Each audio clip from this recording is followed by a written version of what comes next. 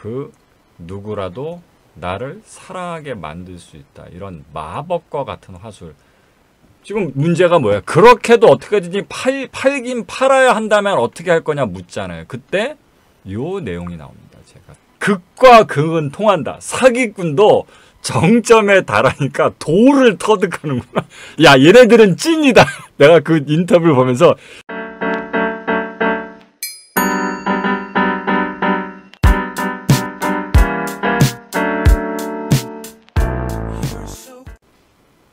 이 화술2 시마 버전에서는 주로 어떤 개념들이 나오냐면 힘의 사용.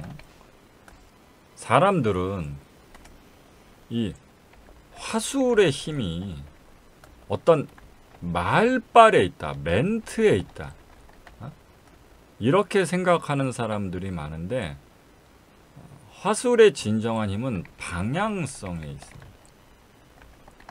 방향성. 그리고 그 방향성이라는 걸 계속 지탱해지고 거기에 충분한 에너지를 장기적으로 불어넣기 위해서 개관이라는 게 존재하는 거고, 즉 이렇게 해야 한다, 저걸 하면 안 된다. 왜냐하면 그게 가장 아름다운 관계이기 때문이다. 이런 식의 가치 철학, 대인관계 철학, 그거 이제 관계관, 줄여서 개관이라고 얘기하잖아요. 이런 것들이 왜 화술의 바탕이 되냐면 이게 방향성을 지탱해 주는 거거든요. 화술2의 시마 버전, 되게 수준이 높은 일반적인 말발의 수준을 넘어선 마법 같은 말의 힘에 사용해서 그 누구라도 나를 사랑하게 만들 수 있다. 이런 마법과 같은 화술. 내가 대화를 하는 자체가 최면이고 세뇌고 누구를 사로잡는 마법의 사용인 그런 말을 할 때 꼭 이해를 해야 됩니다. 그래서 보면 이게 단순한 말발과 힘을 포함한 말의 사용, 이거의 차이가 생기게 됩니다. 단순한 말발은요, 단순한 말발은 왜 효과가 없냐? 단지 어떤 멋진 표현을 하고 구구절절 설명을 해도 이 말이 가지는 효과는 어디까지만 존재하냐면 말을 하고 있을 때, 이때만 효과가 발휘됩니다. 아, 이거 좀 빌려줘. 아, 그러니까 이렇게 좀 해줘. 아, 그렇게 좀 해줘. 아, 이래서 그런 거야. 저래서 그런 거야. 이렇게 해서 상대로부터 뭔가 빌려받고 싶은 그 효과가 발휘될 땐 그 말을 하고 있을 때만 효과가 발휘가 돼요. 그러니까 아무리 말을 잘하더라도 모든 화려한 말발의 한계가 그거예요. 누군가를 유혹하려고 하든 뭐를 빌려달라고 하든 계약을 하자고 하든 그 말을 하고 있을 때만 효과가 있습니다. 이걸 가지고서 상명학에서 최면과 세뇌의 차이로 설명을 하죠. 근데 사람들이 물어봐요. 아, 최면하고 세뇌하고 뭐가 달라요? 뭐 최면은 누워갖고 뭐 레드선 막 이런 게 최면이고, 세뇌는 막 감금시켜놓고 막 근데 그게 아니고요. 이 최면과 세뇌는 철저하게 에너지 한계성으로 구분되는 개념입니다. 근데 이걸 아는 사람도 세상에 별로 없어요. 이거 제가 뭐라고 말씀드렸어요? 이런 것들은 최면 계약이라고 해서 그럼 왠지 재밌을 것 같다라는 암묵적 동의가 일어나는 범위 내에서만 가능한 현상입니다. 그러니까 최면을 당하는 사람도 내가 진짜 그렇게 느껴지면 재밌을 것 같은데, 그런 걸 경험해 보고 싶은데 한번 해볼까? 진짜 되나? 이런 식의 어쨌든 암묵적 동의가 일어나는 그 한계 범주 안에서만 최면이 일어나고, 그래서 최면의 본질은 최면 계약이다. 이렇게 여러분들 남한테 계좌번호를 알려주고 비밀번호를 알려서 자기 돈을 뺏기고 싶겠어요? 남들 앞에서 나체가 돼갖고 망신이 되고 싶겠어요? 못생긴 남자하고 키스하고 싶겠냐고 여자가 없잖아. 그러니까 그 최면이 안 된다고. 그래서 세상 최고의 최면가도 최면을 아무리 많이 걸어도 단돈 10,000원을 뺏을 수가 없고 단돈 10,000원도 뺏을 수가 없고 어떤 여자나 어떤 남자가 최면가인 자기를 좋아하고 나를 사랑하게 만들 수가 없어. 2에서 목표하는 그게 뭐냐면 바로 그거예요. 객관을 어력의 말로 트랜스를 걸어서 하면 그게 뭐야? 그게 세네. 끝. 말미 안녕. 이거라고요.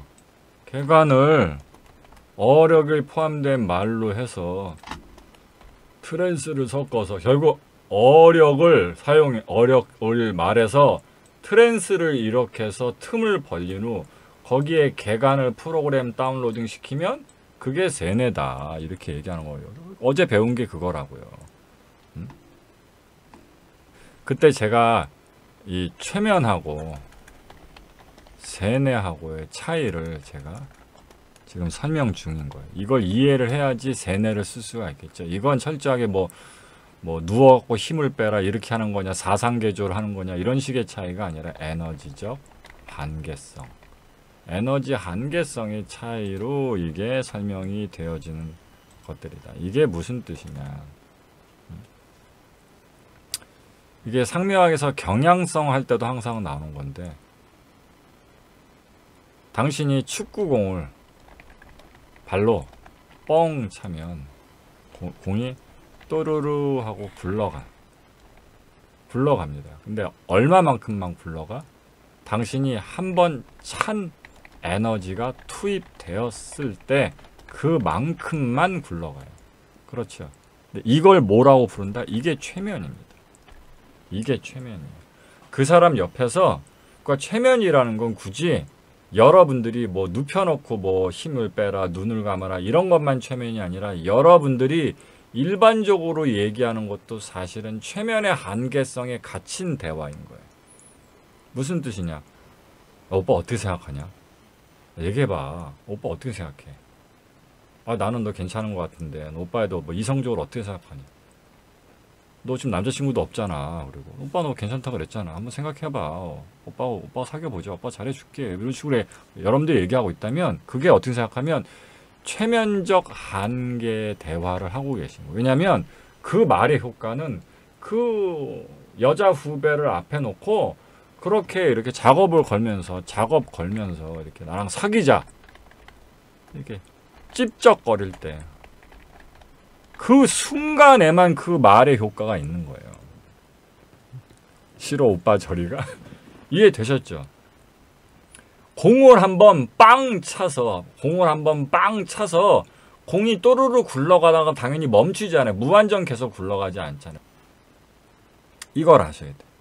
이 최면이 몇 날 며칠 계속 가지 않아요. 왜 그렇다? 에너지적 한계였어요. 최면 걸던 사람이 사라졌고, 그러니 당연히 최면을 걸던 말, 최면으로 걸던 행동이 있어요 없어요 지금? 네? 그렇게 사라지고 나면 있냐고 없냐고? 없잖아. 그렇죠. 신고당하고 현상수배 당한단 말이야. 그러니까 이건 그저 공을 발로 한번 뻥 차고 나면 약간 거리를 또르르 굴러간 후 멈추는 이런 효과밖에 없단 말이에요. 이게 최면의 한계예요. 그래서 모든 최면은 최면을 걸고 있는 과정 계속적으로, 그러니까 밑빠진 독에 물 붓기처럼 된단 말이에요. 그러니까 당신이 어떤 그 이성을 유혹하려고 하거나 친해지려고 해서 그때는 당신이 잘할 때만, 말 걸고 있을 때만, 옆에 있을 때만 약간의 영향을 미치는 거예요. 이게 왜냐? 최면이든 아니든 이건 에너지적 한계성에 갇힌 대화이기 때문에. 그래서 예를 들어서 당신이 자동차 딜러, 세일즈맨이라고 쳐보자요. 근데 어떤 고객을 만나서 막 차 하나 사시라고 설득을 해. 예? 그러면서 설렁탕 한 그릇을 같이 먹으면서 자동차 세일즈맨으로서 어떤 고객을 만나서 계속 차 하나 사시라고 계약 오늘 합시다 이러면서 설렁탕 먹으면서 계속 설득을 하다가 밥 다 먹을 때까지 끝내지 못하고 헤어졌어. 그럼 이 사람 계약해요 안 해요? 지금 그 고객 앞에서 이 자동차 하나 사세요, 자동차 하나 사세요 뭐 설렁탕 먹으면서 계속 얘기했는데 결국 밥 먹을 때까지 계약을 안 했어. 그리고 일단 볼 일이 있어서 먼저 가봐야 되니까 다음에 얘기합시다 그러고 갔어요. 그럼 그 사람이 계약을 하냐고 안 하냐고? 당연히 안 하지. 왜 안 한다고? 이걸 이해를 하셔야 되니까. 이걸 여러분들이 에너지적으로 아니 그래도 할 수 있지 않냐 이렇게 생각하시면 안 되는 거야. 왜 안 하냐? 계약을 설득하던 당신이 눈앞에 없다. 그러니 계약을 설득하는 말도 더 이상 없고 그런 표정과 행동과 회유도 지금 없다. 없으니까 더 이상 공을 차지 않으니까 공은 멈추는 거다. 아니 누가 그 공을 발로 차줘야 그 공을 발로 차줘야 공이 계속 굴러갈 거 아니야. 헤어진 뒤에도 뭐가 될 거 아니야. 근데 없잖아.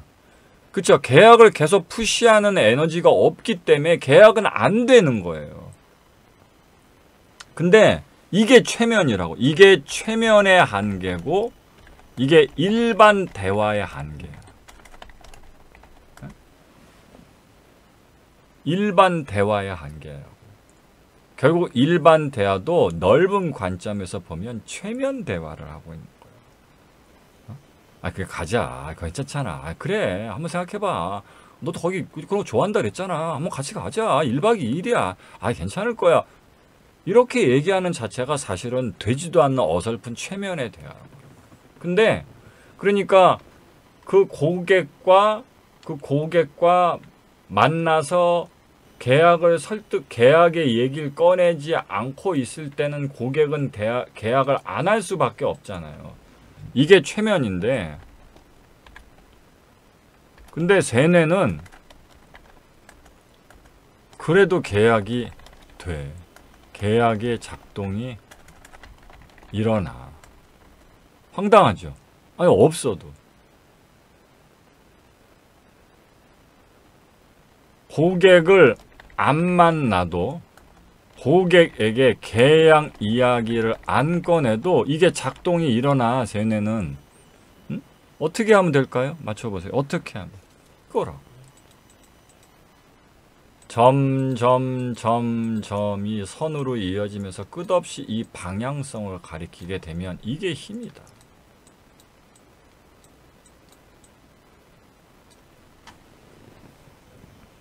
이게 힘이다. 그래서 힘이 있는 사람은 이게 있다. 이게 있다. 그래서 마치 여러분들 재택 갈 때 그런 얘기 아시죠? 내가 자고 있을 때도 돈을 벌어주는 재테크. 뭐 이런 얘기 하잖아요. 내가 일을 안 하고 있을 때도 돈이 벌리는 재테크. 여러분들 이런 거 되게 많이 원하시잖아요. 이 원칙이 힘이라고요. 내가 그 사람 곁에 있지 않을 때도 친분이 일어나고, 내가 그 사람한테 뭔가 잘하고 있지 않을 때도, 연락하고 있지 않을 때도 저절로 관계성이 생기고 내가 원하는 방향으로 관계가 굴러가는 관계. 불로소득, 그러니까 불로관계. 불로소득, 불로관계. 응? 이게 힘의 방향성이에요. 그렇죠. 그래서 이런 거를 화술에 넣는 거, 이런 걸 화술에 넣는 거라고요. 여기서 되게 유명한 일화가 하나 나옵니다. 일화가 아니라 인터뷰죠. 이제. 세기의 레전드 라고 불리는 두 사람이 있습니다. 일명 세일즈맨의 신화라고 불립니다. 한 사람은 누구냐면 그 디카프리오 나왔던 증권 막 돈 많이 받던 거 영화 있죠? 그 뭐지? 디카프리오 증권 쳐볼까? 그 영화 이름 뭐더라?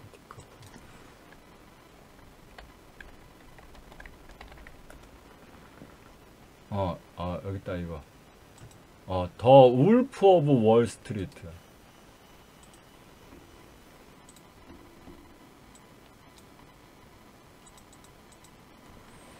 예.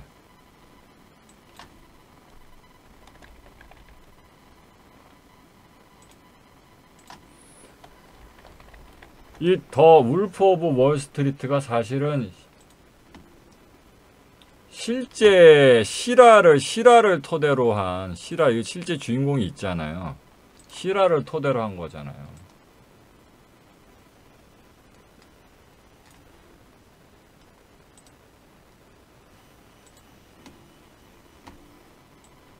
이 사람이 조던 벨포트라는 사람인데 사기꾼이죠. 유명한 사기꾼이어서 그 사건, 영화에 나온 사건 때문에 감옥에 갔다가 이제 나와갖고 여기저기 강연하면서 또 돈을 연락에 잘 버는 사람인데, 이 사람이 이제 전화통 붙잡고 사람한테 악성 주식 팔아먹는 그걸로 떼돈을 번, 어쨌든 세일즈맨계의 신화 같은 사람이죠. 레전드죠.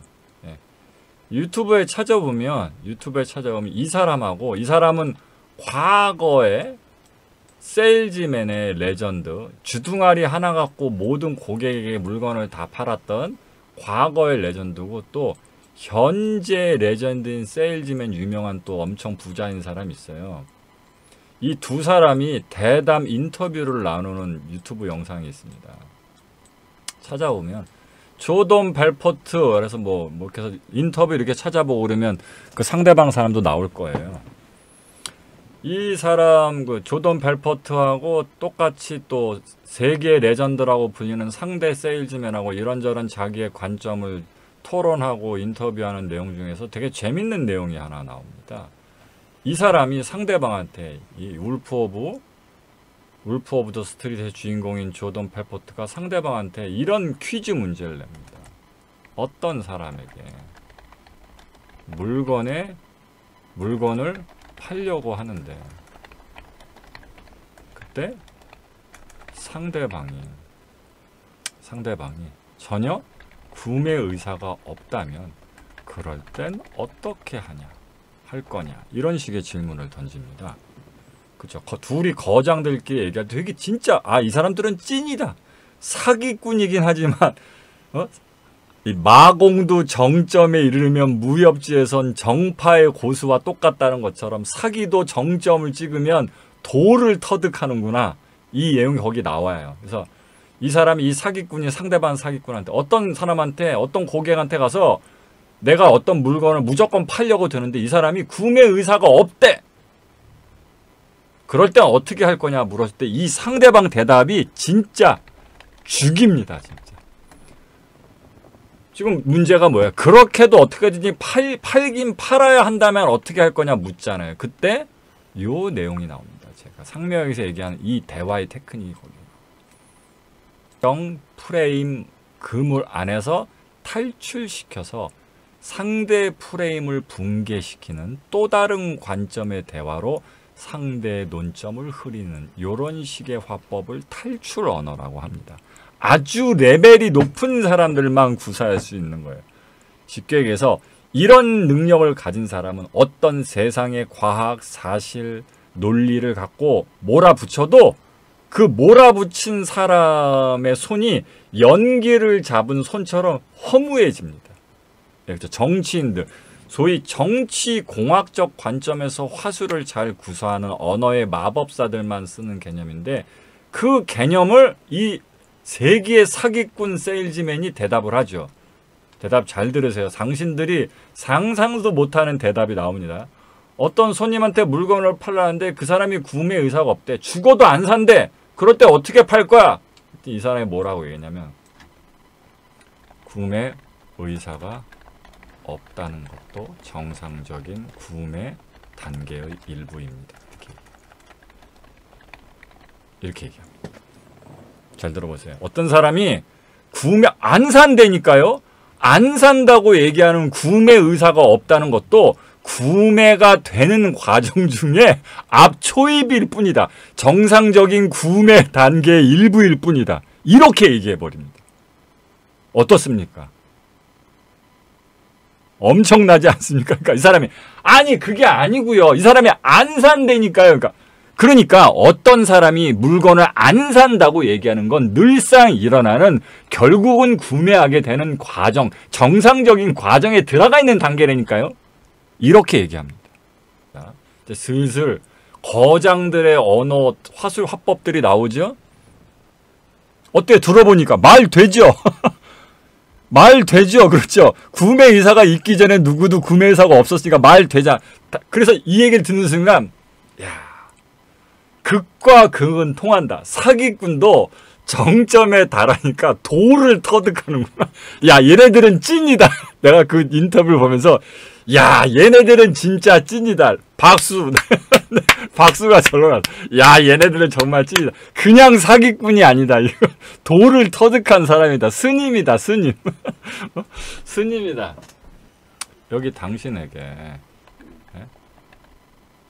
비타민을 팔라고 시킵니다. 당신은 제약회사 영업사원이에요. 그래서 영업사원한테 실적대로 수당을 주는 다른 그런 실적대로 이제 돈을 벌어가는 영업사원인데, 그런 영업사원을 상대로 해서 조금 전에 말씀드렸던 그 조던 펠포트의 인터뷰 영상을 보여주면서 저 봤지? 구매 의사가 없는 것도 정상적인 구매 과정의 일부다. 알겠지? 그러니까 가서 꼭 팔아와. 손님들이 안 산다고 해도 그렇게 알고 저러다가 결국 사는 거다. 그러니 쫄지 말고 계속 밀어붙여서 팔어. 이렇게 얘기를 했어요. 그럼 여러분들이 지금 여러분들 쭉 길거리에 내보내서 이거 알았으니까 배웠죠? 구매 의사가 없는 것도 정상적인 구매 과정의 일부구나. 그러니까 어떤 손님이 안 사요. 나가세요.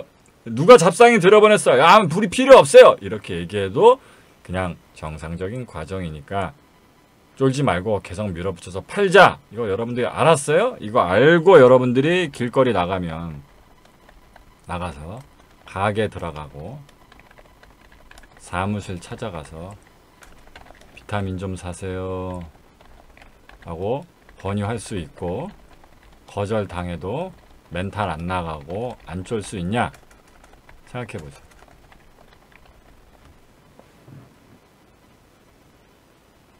아니 이제 배웠잖아. 안 사요. 안 산다는 건 사는 과정으로 이어지는 그냥 정상적인 과정일 뿐이다. 이거 여러분들이 알았으니까 가게 여기저기 다 문 열고 들어와서 그래도 하나 사세요. 이러면서 뭐 사무실에 왜 그러세요? 이러면서 여러분들이 멘탈 탁 챙기면서 상처도 안 받고 멘탈도 안 나가고 이렇게 꿋꿋하게 안 쫄고 계속 물건 하루 종일 팔고 다닐 수 있을 것 같냐고요. 그렇죠? 그럼 안 되잖아. 안 되죠? 배웠는데 안 되잖아. 배웠는데 안 되잖아. 그럼 어떻게 해요? 결국 여러 번 계속 강단 있게 비타민 사시라고 구매 권유를 지속 못하죠. 그렇죠? 이거 현실이잖아. 여러분들은 이거 다 알아도 계속 강단 있게 비타민 사라고 구매 권유를 지속 못해요. 그러면 여러분들이 이건 달랐을 것 같아요.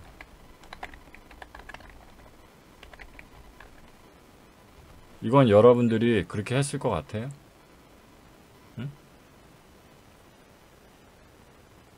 여러분들이 비타민만 이거를 구매 권유를 지속 못했겠냐고. 연애는 여러분들이 계속 했을 것 같아요? 친교는 계속 했을 것 같아요? 똑같아요. 똑같다고. 비타민하고 똑같아요. 그러니까 이게 아니란 말이야. 그러니까 비타민만 계속 권유를 못하는 게 아니라 연애 권유, 친교 권유 이런 것도 여러분들 잘 못하는 거야. 그러니까 그런 입장에서 보면 여러분들의 그런 관계를 이런 조던 펠포트가 볼 때 얼마나 한심하겠어요. 얘네들은 안 사요 하는 것조차도 그냥 막 튕겨버리는 애들인데. 그러면 이 사람 이론이 틀린 게 아니라 아, 왜 쟤네들은 튕겨내는데 나는 왜 튕겨내지 못하고 왜 이렇게 마상 입어갖고 왜 5년 전, 3년 전 상처 입은 것도 아직 꼬맨 거 실밥도 아직 그 안 아물고 왜 이러지? 그 이유를 여러분들이 알아야 될 거 아니에요. 근데 이 자체가 여러분들 잘 모르겠는데 대한민국에선 자기 개발을 누가 합니까? 주로 이렇게 무슨 멘탈 약하고 예? 뭐 이렇게 뭐 성격 개선 막 뭐 이런 거 바라신 분들이 주로 자기 개발하잖아요. 그러면 서양에서 자기 개발은 주로 누가 할까요? 예? 대한민국에선 내성적인 사람, 멘탈 약한 사람들이 뭐 자기 성격 개선하고 뭐 행복적으로, 감정적으로 이러려고 자기 개발하는데 서양에선 어떤 사람들이 그렇죠? 서양에선 주로 예? 영업맨, 세일즈맨, 사업가 이런 사람들이 주로 자기 개발을 합니다. 아예 우리나라하고 성격이 달라요. 그래서 서양에서 이런 중심으로 발전된 자기 개발의 결과가 무시 못할 정도입니다. 왜냐하면 좀 이따 제가 이 상명하게 카테고리로 설명을 드리겠지만 서양에서 어떻게든지 물건 팔고 사업으로 성공하기 위해서 개발한 그쪽 비즈니스 계열의 자기 개발이 엄청나게 많이 발달합니다. 그래서 지금부터 제가 말씀드린 내용이 그쪽에서도 일부 다룹니다. 자, 아까 뭐라 그랬어요? 비타민 팔아와라. 근데 자꾸 가게, 사무실에서 잡상인 취급당하고 거절당하고 쫓겨나니까 여러분들 못 팔겠어요. 안 돼요. 어? 여러분들 이래서 이거 안 되는 것 같아요. 어? 저는 안 될 것 같아요. 저는 너무 약한 것 같아요. 저는 말빨이 부족한 것 같아요. 저는 멘탈이 약한 것 같아요. 그래서 못 팔아요. 에? 여러분들 이러잖아. 그렇죠? 근데 이걸 다 팔게 만들 수 있어. 그런 여러분들도 나가갖고 50번 100번씩 거절당하고 잡상인 취급당하고 심지어 누가 물 뿌리고 소금 뿌리고 쌍욕해도 여러분들 이거 다 팔게 만들 수 있어요. 어떻게 하면 팔게 만들 수 있을까요? 예? 온 사방 다 돌아다니면서 그 비타민 여러분들 50개 들고 나가잖아요. 50개 다 팔게 만들 수 있어요. 어떻게 하면 팔게 만들 수 있을까요? 이걸 이해하게 되면 왜 여러분들이 상매학 공부하면서 왜 허송세월만 보내는지 알 수 있어요. 어떻게 하면 팔게 만들 실제로 가능하다니까요. 그렇죠. 트레이닝 말이 정답입니다. 그래서 여러 제약회사 직원들을 병원에 데려갑니다. 대학 연구실에 데려갑니다. 가서 고용량의 비타민을 주입했을 때 암세포까지 없어지고 죽어가는 사람의 생명을 살리는 걸 보여주고 고용량 비타민 처방이 어설픈 의학적 암 진료, 병 치료의 약물 처방보다 훨씬 더 도움이 된다는 걸 보여준다. 그리고 울분을 터뜨리며 그러나 이런 사실을 사람들이 알지 못해서 지금도 수많은 사람들이 죽어가고 있다. 이렇게 얘기를 하는 거예요. 당신들한테 이런 걸 보여주는 거예요. 병원에 데리고 가고 권위 있는 대학의 교수님한테 데려가서 고용량 비타민을 뭐 원숭이라든가 쥐새끼라든가 이런 데 주입했을 때 암세포가 없어지고 실제로 죽어가는 사람의 생명을 살린 사례를 보여주고 데이터를 보여주면서 이렇게 비타민 처방이 어설픈 의학의 일반적 사람의 몸을 안 좋게 하는 화학물질의 약물 처방보다 훨씬 더 도움이 된다. 그러나 제약회사들의 이런저런 로비로 인해서 이런 것들이 뉴스에서도 방송이 못되게 하고 사람들이 이걸 몰라서 지금도 무수한 사람들이 억울하게 죽어가고 있다. 이런 걸 여러분들한테 알려주는 거예요. 그렇죠. 비건들이 뭐 환경 보호하는 사람들이 목숨 걸고 막 트럭 밑에 몸 막 던지고 그게 이런 거라고. 이렇게 한 다음에 여러분들 손에 비타민을 쥐어주면 다 다 팔고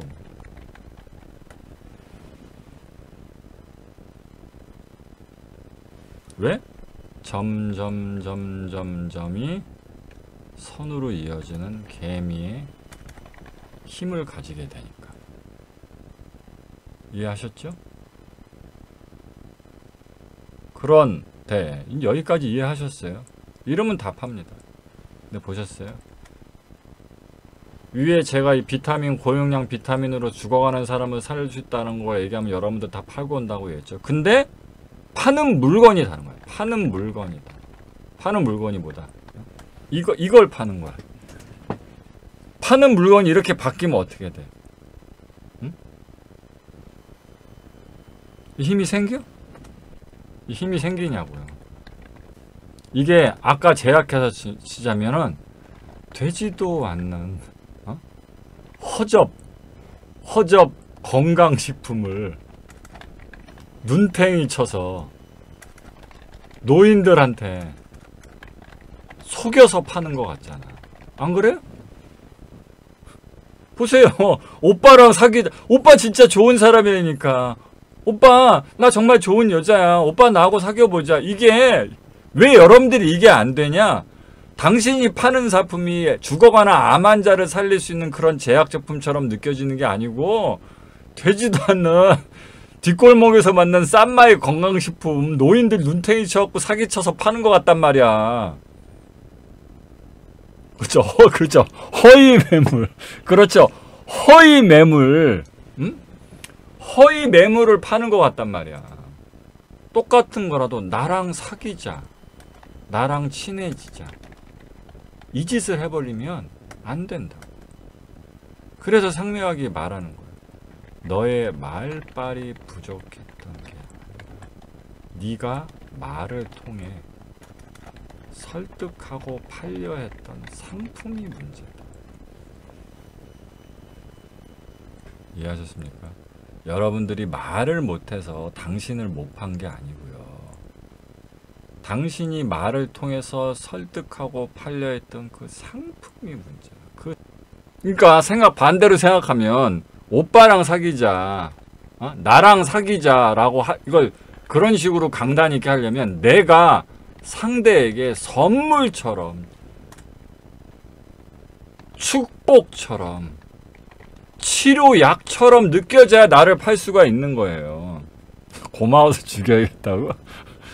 이해되셨죠? 근데 아니 나란 존재 자체가 누구한테 선물이고 현금이고 축복이고 치료제고 그럴 수가 있냐고. 에? 아무리 세상에서 PC에서 나다움, 나사랑, 자존감 이런 걸 부르지어도 아니 우리가 뭐라고 누군가한테 존재 자체로 선물이고 무슨 치료제고 축복이고 그럴 수가 있냐고. 그래서 상묘학은 얘기하는 거야. 너 팔지 말라고 이 새끼야. 응? 네가 관계에서 실패한 이유는 네가 맨날 주댕이로 맨날 몰까. 네가 맨날 누구 붙잡고 주댕이 까서 뭐 팔려고 했어. 너 팔려고 했잖아. 너.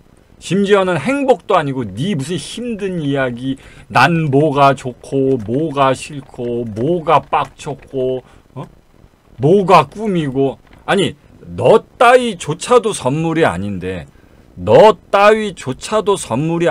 네가 무슨 빤스를 샀고 무슨 티-빤스를 샀고 뭐 아줌마 빤스를 샀고 뭐 땡땡이 무늬 빤스를 샀고 뭘 먹었고 그걸 왜 누가 듣고 싶어 하고 누가 그딴 걸 들으려고 너를 좋아하고 너랑 사귀냐고. 제발 미친 짓 좀 그만하라고. 그래서 상묘학은 너를 팔지 마. 그래서 옛날에 제가 수없이 말씀드렸죠. 어떤 사람을 유혹하고 싶으면 너를 들이밀지 말고 그 사람을 아름답고 경이로운 멋진 풍경이 보이는 창가로 인도하라. 자, 이렇게 얘기했죠. 이게 유혹이다. 그래서 그 아름다운 풍경이 보이는 곳에서 너 또한 그 풍경을 보면서 넋이 빠져 감동을 느끼며 함께 그것을 느끼길 권유해라. 이게 유혹이다.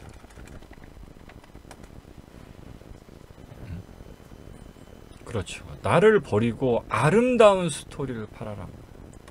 그런 상품 교체. 내가 아니라 아름답고 감동스럽고 꼭 그리 살아야 하는 멋진 이야기적 스토리.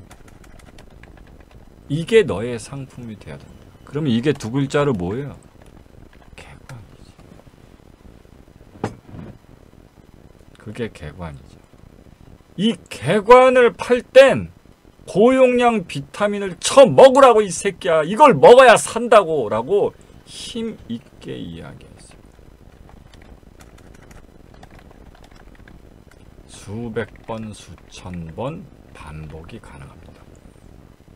그래서 네가 그따구로 사는 거야. 네가 맨날 붙잡고 떠들어 제끼는 얘기 자체가 무슨 친정이 어떻고 시댁이 어떻고 뭐 회사에서 누가 빡쳤고 인사고가가 어떻고 뭘 사는데 커피숍에서 종업원이 싸가지 없게 했고 누가 나한테 뭐 눈을 어떻게 누가 그런 걸 갖고 얘도 그런 거는 못 팔아. 희대의 사기꾼 최고의 세기의 세일즈맨인 조던 펠포트도 네가 파는 너라는 상품은 못 판다고. 개뿔 아니 물건을 팔려면 그 물건 파는 스토리를 다 알아야 될 거 아니야. 이 비타민을 팔려면 이 비타민을 그냥 비타민이 아니고요. 한 번에 고용량으로 투약을 해야 되는 거. 그러니까 잘못 아신 거고. 그리고 이 경구로 투약하는 건 안 되고, 예? 인젝, 예? 주사기로 쏴갖고 혈관에 직접 투여해서 간을 통과하지 않고 뭐 이런 식의 정확한 거를 알고 팔아야 상대방한테 강권해서 팔 수 있는 것처럼 내가 개간을 팔려면 먼저 스스로 그 아름다운 길에 대한 스토리에 대한 몰입, 그런 자기 몰입의 선 체험, 그리고 그 자세한 체계에 대한 선 공부, 그런 뼈대가 먼저 있은 이후에 그걸 팔아야 된다. 자기도 설명조차 못하고 자기도 제대로 알지 못하고 자기도 제대로 경험 못한 걸 누구한테 파냐고. 그래서 제가 늘상 뭐라 그래서 여자로서의 너를, 남자로서의 너, 친구로서의 를 가지고 그거부터 들이미지 마. 그건 상품이 아니야. 그건 상품이야. 그래서 항상 뭐야? 내가 가치 있다고 믿지 마. 내가 이쁘다고 믿지 마. 내가 가진 매력 어쩌고 주접 떨지 말아야 돼. 그래서 얘기하는 거야. 그게 없으면 이런 걸, 이 힘이 없으면 계속 이 짓만 하게 되고 그러면 답을 못 가지는 거야. 여러분들이 왜 중간중간 계속 반복해서 나라는 상품을 팔 수가 없었냐? 왜 창피하고 자꾸 마상만 입었냐? 신념이 없습니다. 그래서 제가 옛날에 유명한 동영상을 신념의 전쟁이라는 동영상, 유튜브에 옛날 제가 약간 안경 끼고 막 이랬던 시절에 찍었던 영상이 있을 거예요. 그래서 뭐라고 얘기했냐면 배워도 안 되는데요. 자신이 없어요. 실천이 안 되는데요. 이럴 때 제가 뭐라 그랬어요. 저기 강물이 있고 홍수가 나서 엄청난 물이 흘러내려가는데 거기에 너의 부모님이나 너의 아기가 빠졌다. 그런데 넌 수영을 할 줄 모른다. 어떡할까? 제가 이런 질문을 드렸죠. 홍수가 와서 막 흙탕물 막 산더미 같은 막 물이 흘러가는데 여러분의 부모님이나 여러분의 자식이 거기에 빠졌어요. 근데 네가 수영을 못해. 자존감이 없어서 못하겠어요. 저는 수영을 못 배워서 어떻게 하겠어요. 이게 내가 재능이 있다 없다, 매력이 있다 없다, 아는 게 있다 없다, 경험이 있다 없다, 할 줄 안다 없다, 자신감이 있다 없다, 이런 문제예요. 네? 재능이 없으면 그냥 엄마 뒤지게 냅둬? 매력이 없으면, 내가 아는 게 없고 경험이 없으면, 수영의 경험 없으면 자식 빠져도 냅둬? 할 줄 모르면 자신감이 없으면, 능력이 없으면 냅두냐고. 예? 이게 왜 이런 것과 연관된 문제죠? 아니잖아요. 할 수 있든 없든 상관없이 마땅히 기꺼이 물에 뛰어들어야 하는 거죠. 그쵸? 왜? 저 부모님이 빠졌잖아. 여기 당신 자식이 빠졌다. 그쵸? 근데 우리는 계속 물가에서, 이렇게 강물이 떠내려가는 물가에서 자기 인생이 지금 떠내려가고 있어요. 제가 계속 여러분들 보고 뭐라 그래요? 여러분들 나이가 속절없이 강물에 떠내려가고 있다고. 버려지고 있다고. 맨날 그 모양 그 꼴이고 사는 것도 그렇고. 근데 계속 강가에서 발만 동동거리면서 나는 성격이 어떻고, 난 재능이 어떻고, 자신감이 어떻고, 뭐 해본 적이 없고, 키도 작고, 돈도 없고, 뭐가 어떻고, 계속 이딴 얘기만 하고 있단 말이야. 응? 근데 왜 못 드냐고. 마땅히 기꺼이가 없으니까. 왜 마땅히 기꺼이라는 거 갖고 물에 뛰어들 수가 없냐? 신념이 없잖아.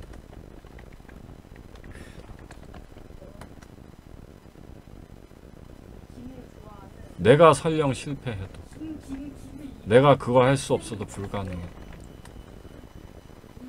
사람이라면, 인생이 한 번 태어난 인생이라면 마땅히 그리 사야 하지 않는가. 그게 당연하지 않는가. 그게 없는 거야. 그걸 뭘로 가지게 해줘요? 쾌감. 뭐 했냐고, 상명학 배우면서. 상명학 왜 배워? 이거 가지고. 내가 키가 작다, 힘이 없다, 목소리가 어떻다, 학벌이 후지다, 돈이 없다, 그러거나 말거나 우리 부모님 내비둘 거냐고. 그래도 뛰어들어야 하잖아 라고 해서 뒤도 돌아보지 않고 나를 물에 뛰어들도록 내가 만들 수 있어야 되잖아. 아니, 자신감 없고 수영할 줄 모르면 엄마 죽게 냅둘 거냐고, 아빠 죽게 냅둘 거냐고, 당신이 낳은 자식 죽게 냅둘 거냐고. 지금 당신과 당신들 자신과 당신들 인생이 지금 강물에 떠내려가고 있다고. 내가 할 수 있든 없든 마땅히 그리 살게 만드는 철학을 가져야 될 거 아니야. 이 개관의, 상명학의 관계관의 신념으로. 그러니까 이 상명학의 철학적 공부를 통해서 자신을 그 강물로 뛰어들게 만드는 그 신념을 가지고 그 뜨거운 마음이 여기서 불쑥 뛰어오르게 만들고, 그게 있어야 내가 강물에 뛰어들 수 있고, 내가 강물에 뛰어드는 그 힘으로 누군가의 멱살을 붙잡고 나랑 사귀자, 나랑 이런 아름다운 인생을 함께 살아보자, 나랑 이렇게 열심히 살아보자, 나랑 이렇게 이상적인 인생을 살아보자 라고 목소리 높게 외칠 수 있는데 그게 없다고. 당신들은 왜? 그냥 자기를 팔고 자빠진 거야. 맨날 붙잡고, 교수님 저는 뭐를 좋아하는 걸까요? 저의 적성은 뭘까요? 뭐가 졸라게 하기 싫은데 너무 스트레스 받아요. 그거 어떻게 하면 안 할 수 있을까요? 어? 저 이상형 뭐 심쿵하는 사람을 자만추로 만나서 뭐 졸라 행복하게 살고 싶은데 뭐 맨날 이딴 소리나 하고 앉아 있는 거야. 아니, 그러니 신념이 없잖아. 그러다가 좀 이따 이제 부모님 돌아가시고, 에? 비혼으로 혼자 살고, 직장에서 잘려갖고 백수 되면 어떡할 거야? 또 징징거리긴 하겠지. 어떡하죠? 전 몸이 약한데, 취직이 안 되는데, 맨날 그때가 똑같은 그런 얘기 할 거 아니야. 맨날 뭐 자신이 없는데, 못할 것 같은데, 그러면서 계속 할 수 있게 만들어 주세요. 그런 잘난 나, 강해진 나, 능력 있는 나, 그런 나로 발전하게 해주세요. 발전 같은 개코 같은 소리. 이게 아니 뭐 부모님 저를 수영을 가르쳐 줬으면 부모님이 그냥 떠내려가게 두진 않았을 거예요. 제가 그냥 못 구하는 게 아니고요. 부모님을 그냥 돌아가시게 한 게 아니고요. 저는 수영을 못하고 물에 대한 공포가 있고요. 교주님이 저에 대해서 물 공포증을 없애줬으면 저도 구할 수 있었고요. 이해하셨습니까? 그래서 이건 그런 테크닉이 아니라 힘의 테크닉. 힘의 테크닉으로 11번은 밀어붙이는 거고, 힘의 테크닉으로 상대방의 프레임을 붕괴시켜버리는 거예요. 뭐라고 해도. 아이 결국은 뭐 대기업 다니면서 신축 아파트에서 남편하고 여행도 다니고 그렇게 사는 게 잘 사는 거 아니냐고 누가 아무리 프레임을 해도 조까. 조까. 그건 아름다운 인생의 진짜 모습이 아니야. 네가 뭐라고 깨도 네 남편 너 사랑하지 않아. 그거 행복한 인생 아니야 라고 누가 어떤 프레임으로 붙잡고 흔들고 올려치기 물귀신 작전으로 아무리 끌어들여도 상대방의 프레임은 붕괴시켜버리고 자신의 프레임은 밀어붙이는 이런 걸 가능한 건 힘의 문제인 거지. 신념, 객관적 철학의 실력 이런 문제인 거지 말의 테크닉이 아니에요. 그러니까 자꾸 후달리는 거야. 그게 후달리니까. 당당한 느낌이 없는 거야. 어? 비싼 옷 입고 잘생기고 좋은 차 타고 맛있는 거 사주지 않으면 오빠랑 사귀어보자 말을 할 자신이 없는 거야.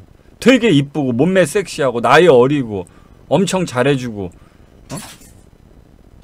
막 여리여리하고 여성스럽고 그런 여자 아니면 나하고 친구해보자 나하고 사귀자 그런 말을 못하겠는 거야. 왜냐 자기가 생각해도 자기가 허접한 상품 같거든. 자신이 없거든. 후달리거든. 그런 후달리는 상품을 파는 상태에서 뭐 멘트바를 알려준다고 뭔 친교가 되고 뭔 자기 상처가 받아지겠냐고.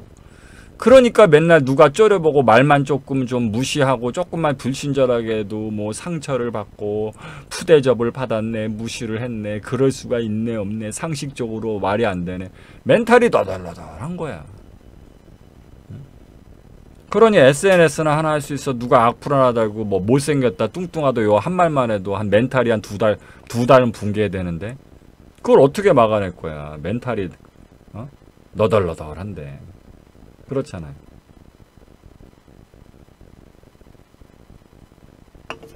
그런데 상묘학을 공부한다면서 자기의 신념이 안 생기고 누구 앞에서 당당해. 니네 인생이 틀렸어.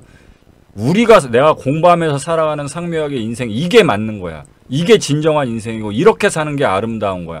라고 말을 못하면 자기를 탓할 게 아니라 내가 뭘 못하는 내가 뭘 모르게 이게 안 되는 거지 라면서 그 공부를 할 생각을 해야 되는데 글도 써보고 자료도 살펴보고 자기가 누군가를 향해서 이렇게 뜨거운 울부짐을 내뱉는 그런 글도 써보려고 하고 누군가를 향한 무슨 말을 해보려고 하기도 하고 막 이렇게 해야 되는데 그냥 자기 고추만 만지작거리고 있는 거지. 그냥 나를 어떻게 개발하면 나라는 이 병신 같은 나라는 존재를 어떻게 개발하면 되게 잘 팔릴 것 같은 거 이런 착각을 가지고 있는 거예요.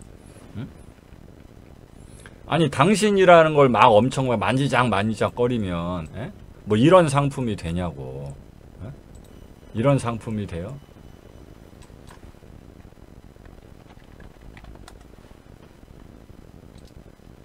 안 되잖아. 아니 뭐 더 만지작거리면 이런 상품 되냐고. 뭐 이런 상품 되냐고. 당신이 이런 상품이 돼야 당당하게 파고 멘탈이 안 나갈 텐데 안 된다는 거 이해하라고. 당신들을 아무리 만지작거린다고 말은 자기 개발이지만 나를 개발하는 게 자기 개발이 아니에요. 내가 파는 상품을 바꾸는 게 자기 개발이라고. 그래서 그걸 가지면 여러분들이 대통령한테도 말을 당당하게 할 수 있는 거예요. 노인도요 대접받고 싶어합니다. 존댓말 써주세요 라는 말 대통령한테 할 수 있습니다. 중요한 건 내가 아니야. 내가 얼마나 잘났냐가 아니라 내가 말을 통해서 전달하려는 팔려는 그 상품이 문제다. 여러분들이 세상에서 당당하게 친교를 하지 못했던 건 친교를 통해서 나랑 사귀자라는 친교를 통해서 건네려 한 그 상품이 졸라게 후진 거기 때문에 자신감이 없었을 뿐이야. 졸라게 자신감이 없었을 뿐이라고. 그래서 그 자체를 나를 파는 게 아니라 상묘학이라는 학문을 통해 배운 아름다운 관계성. 그 그거를 팔려고 노력을 하시고, 그러기 위해선 그런 아름다운 관계성을 담고 있는 상명하게 아름다운 관계 철학 가치관, 대인관계적 관계 가치관 두 글자로 줄인 개관에 대해서 정말 열심히 공부해서 스스로조차 신념이 생기고 감동하고 불끈한 뜨거운 기운이 올라오는 그걸 먼저 느끼셔야 돼요. 아, 이렇게 사는 게 정말 아름다운 인생이고 이렇게 사는 게 맞는 거다. 그렇게 될 때 당신들의 대인관계가 바뀌고 화술이 바뀌는 거예요. 파는 물건이 사기꾼이 파는 허접스러운 건강식품일 땐 말을 잘할 수가 없어. 저도 말을 잘할 수가 없어. 응? 저도 여러분들 붙잡고 그래? 그럼 나랑 교수님이랑 술이나 한잔할까? 어? 이런 얘기 하는 건 말을 잘할 수가 없다고. 어? 저도 여러분들한테 밤에 늦게서 레이야 자니? 안 자나? 그럼 안 자면 교수님하고 놀까? 이런 얘기는 나도 잘할 수가 없다고. 내가 이 밤중에 저 문자 보내갖고 그런 내용을 갖고 어떻게 말을 잘할 수가 있어? 어? 불가능하잖아, 불가능. 예를 들어서 레이야? 저녁인가? 그럼 저녁이면 집에서 편한 옷차림이겠지? 뭐 입고 있나? 뭐 이런 얘기 어떻게 하면 잘할 수 있니? 얘기해봐. 자, 레이 뭐 입고 있나? 이런 얘기를 어떻게 하면 잘할 수 있어, 내가? 여러분 방법 알아요? 그게 누가 가능할까, 과연? 아무도 안 가능해. 아무도 안 가능하다고. 이제 이해되셨습니까? 말빨의 문제가 아니라 말의 내용에서 꺼내고 전달하려고 했던 설득하고 건네려 한 상품이 문제다. 그 상품이 후지니까.